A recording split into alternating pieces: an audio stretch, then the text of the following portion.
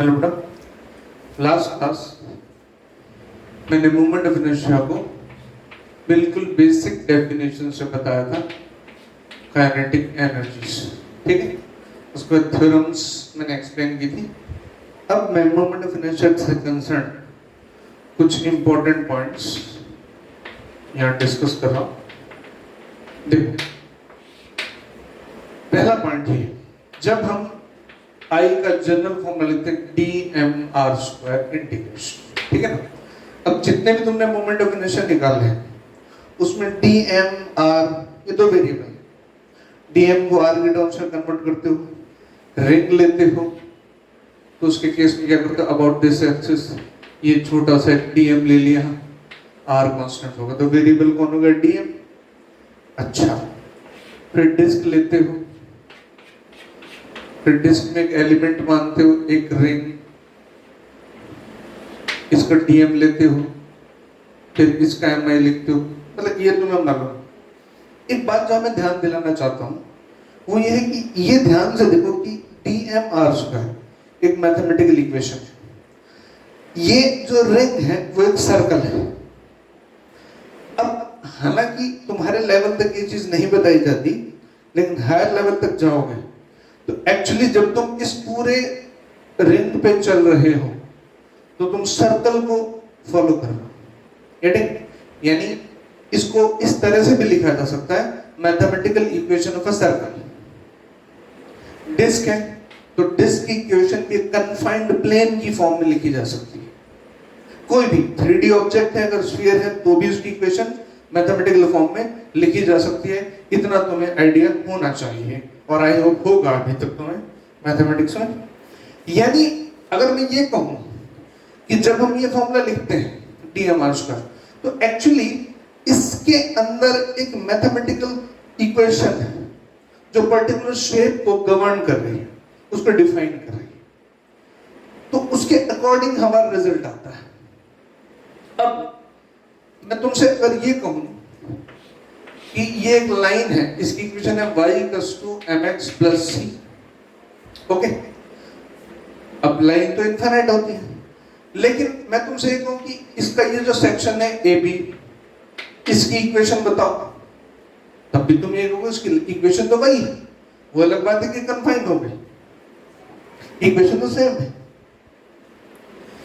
तो अब ये बात मैं क्यों कह रहा हूं, तुम एक कंप्लीट रिंग लेते हो, इस रिंग का मास अगर m है, रेडियस r है, मैं m1 r1 लिख देता हूं ताकि डिफरेंशिएट हो जाए। तो अबाउट दिस एक्सिस जब तुम इसका mi निकालोगे तो इक्वेशन वो ऊपर वाली लिखोगे, उसमें क्या आएगा, सर्किल आएगा। अब मैं अगर तुमसे ये कहूं कि मेरे पास ये एक रिंग है इनकम्प्लीट, ध्यान देना इससे रिलेट करो, पूरी लाइन नहीं है, लाइन का एक पार्ट है, इसका मास है सपोज m2 और रेडियस है r2। अब तुमसे पूछूं कि इसका मोमेंट ऑफ इनर्शिया क्या होगा, तो हो सकता है तुम में से कुछ पूछो कि भाई ये एंगल बताओ, मैं बता भी दूं, लेकिन यहां तुम गलती कर रहे हो। इस पार्ट की जो इक्वेशन है, ये मान लो ABC पार्ट बोल देता हूं, इसकी इक्वेशन में तो वही आएगी सर्कल की, मतलब इसका मोमेंट ऑफ इनर्शिया अगर m1 r1² है तो इसका डेफिनेटली m2 r2² होना चाहिए। ये बड़ा इंटरेस्टिंग फैक्ट है। ये रिंग के लिए सही है, ये डिस्क के लिए भी सही है, ये किसी भी शेप के लिए सही है। मतलब मैं इसको थोड़ा सा और इसको क्लियर करता हूं। ये पूरी डिस्क है, मास m1, रेडियस r1, ये एक पार्ट ऑफ डिस्क है, एंगल कुछ भी हो हमें मालूम नहीं है, m2 r2। अच्छा, इसका मोमेंट ऑफ इनर्शिया पूछूं तो क्या कहोगे, m1 r1² / 2। इसका पूछूं तो बिना सोचे क्या कहना है, m2 r2² / 2, क्योंकि भाई वही बात है, मैथमेटिकल इक्वेशन तो वही यूज करोगे, चाहे पूरी डिस्क है चाहे डिस्क का पार्ट है। तो यहां ये बड़ी इंपॉर्टेंट चीज, और कई जगह कई बार जेईई में इस तरह के सवाल आए हुए हैं कि तुमसे सवाल एक सेक्शन का पूछ लिया जाता है और तुम कंफ्यूज होते हो। बच्चे अक्सर ऐसी गलती करते हैं, जैसे उन्हें कह दिया जाता है कि एक डिस्क है, इसका मास है m, या मैं तो 4 है, ठीक है, रेडियस इसकी r। अब इसमें से कुछ सेक्शन काट लिया जाता है, कितना काट दिया जाता है वो भी तुम्हें कन्वीनियंस के हिसाब से ऐसा कर देते हैं, 90 पे काट दिया। तो अब इसका मोमेंट ऑफ इनर्शिया बताओ। तो तुम इसमें सोचते हो या कोई और, इसका मास दे दिया 2m, काट दिया बच गया, ठीक है व्हाटएवर, या इसमें से नहीं काटा व्हाटएवर, जैसे भी इसका मास 2m है, रेडियस r है, तो इसका 4m r²/2, इसका 2m r²/2। कहने का मतलब यहां पर यह है कि शेप अगर वही है तो मोमेंट ऑफ इनर्शिया का फॉर्मूला वही रहेगा, जो भी उसकी मास और रेडियस का रिलेशन है उसके अकॉर्डिंग चेंज होगा। जैसे मैं कहूं कि ये सिलेंडर है, ये सिलेंडर हमने कितना काट दिया, ये इतना सेक्शन हमने कट कर दिया। अब सवाल पूछा जाए, इतना सेक्शन कट कर दिया, अबाउट दिस एक्सिस, ये जो एक्सिस है इसका मास m है, रेडियस r है, तो बिना सोचे सीधा बोलना है सिलेंडर का अबाउट दिस एक्सिस mr²/2 होता है, इसका भी mr²/2 होगा। तो पहली point regarding moment of inertia. दूसरी बात, कई बार क्वेश्चन ये पूछा जाता है, this is first point. Second point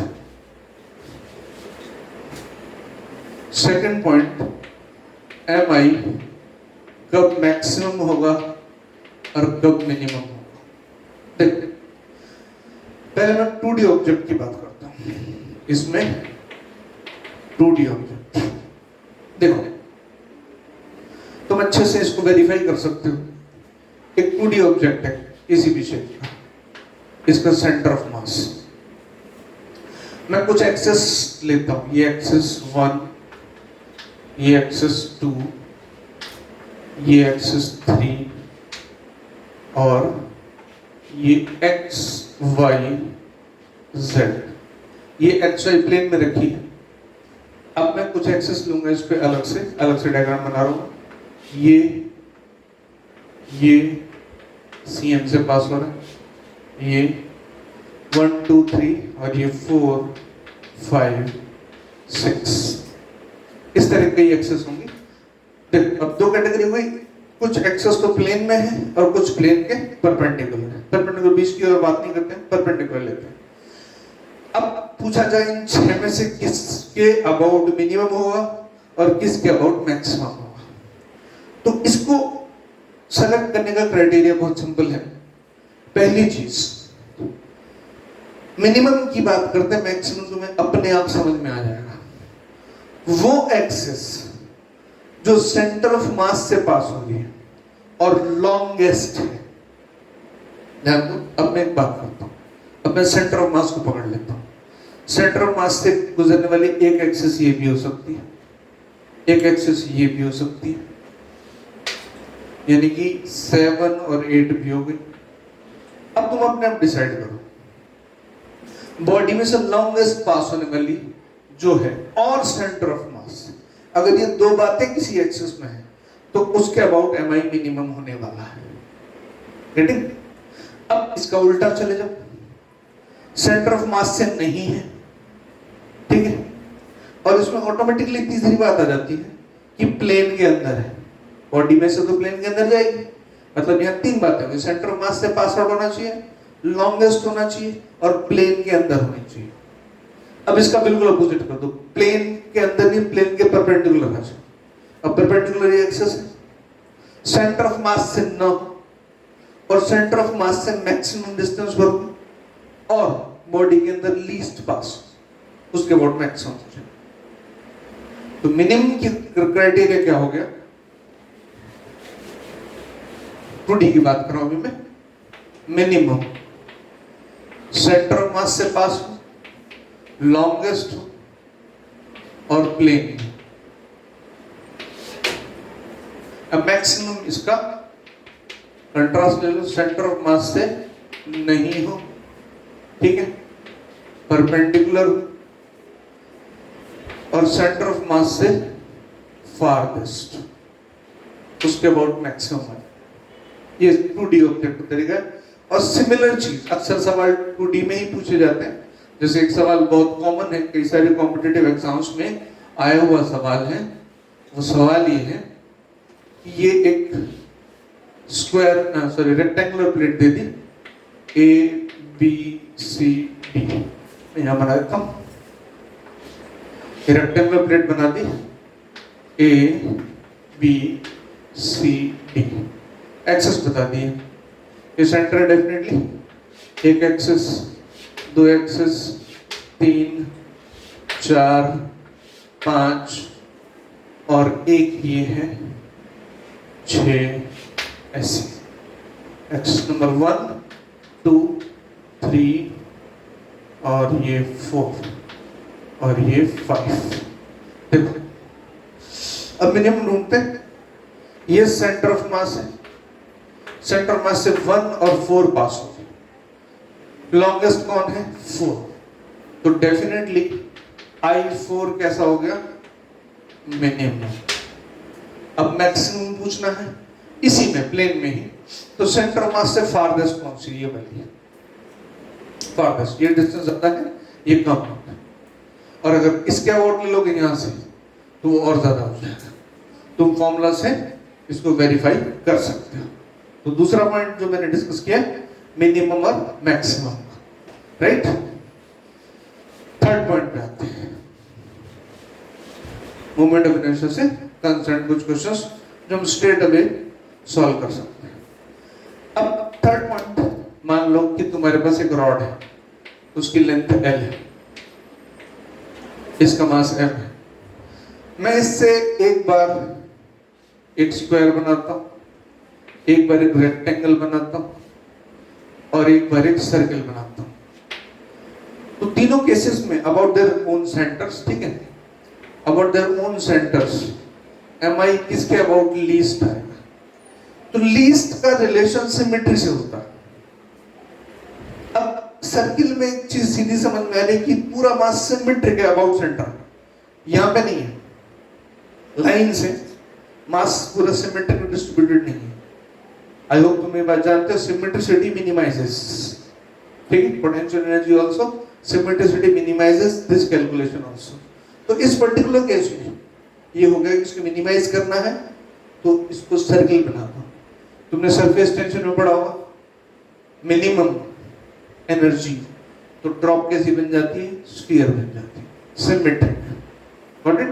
ये 3 पॉइंट्स हुए मोमेंट ऑफ इनर्शिया से कंसर्न, जो अगर तुम्हें याद रहे तो कई सारे क्वेश्चंस करना आसान हो जाएगा। अब मैं इससे आगे चलता हूं एंगुलर वेलोसिटी पे। मैं एंगुलर वेलोसिटी पे आता हूं।